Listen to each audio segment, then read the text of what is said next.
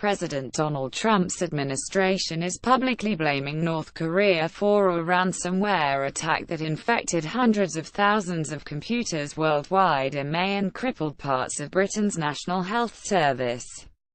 Homeland Security advisor Tom Bossert wrote in a Wall Street Journal op-ed published Monday night that North Korea was directly responsible for the Wannacry ransomware attack and that Pyongyang will be held accountable for it. Bossert said the administration's finding of responsibility is based on evidence and confirmed by other governments and private companies, including the United Kingdom and Microsoft. North Korea has acted especially badly, largely unchecked, for more than a decade, and its malicious behavior is growing more egregious. Wannacry was indiscriminately reckless, he wrote. Bossert said the Trump administration will continue to use its maximum pressure strategy to curb Pyongyang's ability to mount attacks, cyber or otherwise.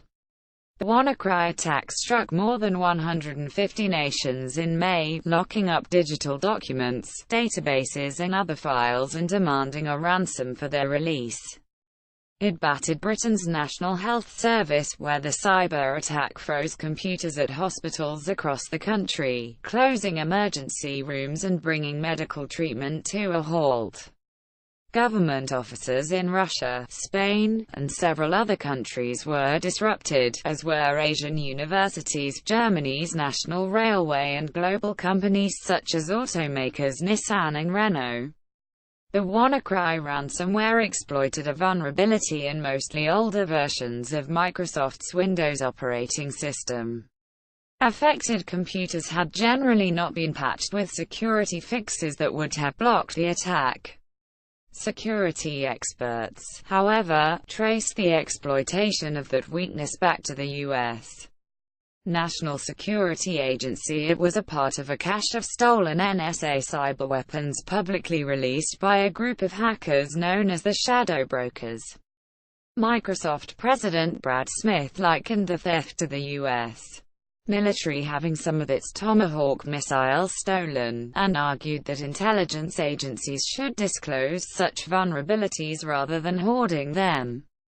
Wannacry came to a screeching halt thanks to enterprising work by a British hacker named Marcus Hutchins, who discovered that the malware's author had embedded a kill switch in the code. Hutchins was able to trip that switch, and the attack soon ended. In an unusual twist, Hutchins was arrested months later by the FBI during a visit to the U.S. He pleaded not guilty and now awaits trial on charges he created unrelated forms of malware.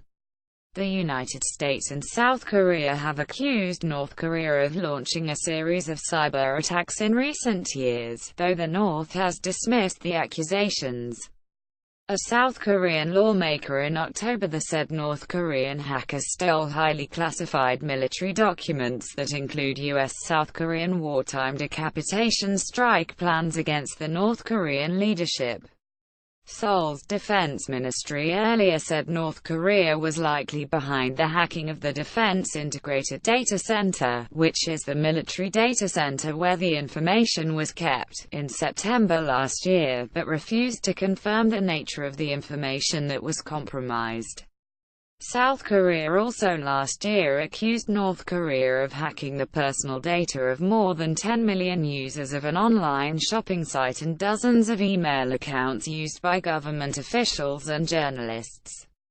The United States in 2014 formally accused North Korea of hacking Sony Pictures Entertainment over the movie The Interview, a satirical film about a plot to assassinate North Korea's leader.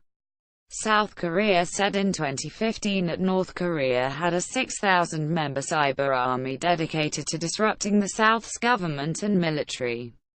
The figure was a sharp increase from a 2013 South Korean estimate of 3,000 such specialists.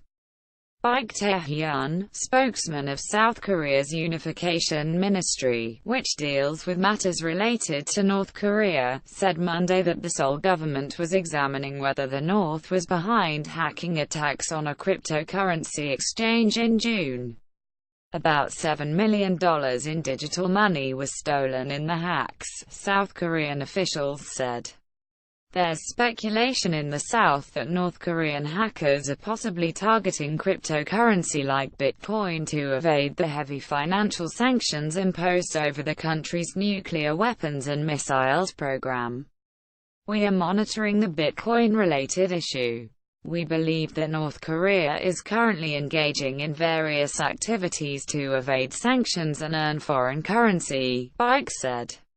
Copyright 2017 Associated Press syndicated under contract with NewsEdge Acquire Media.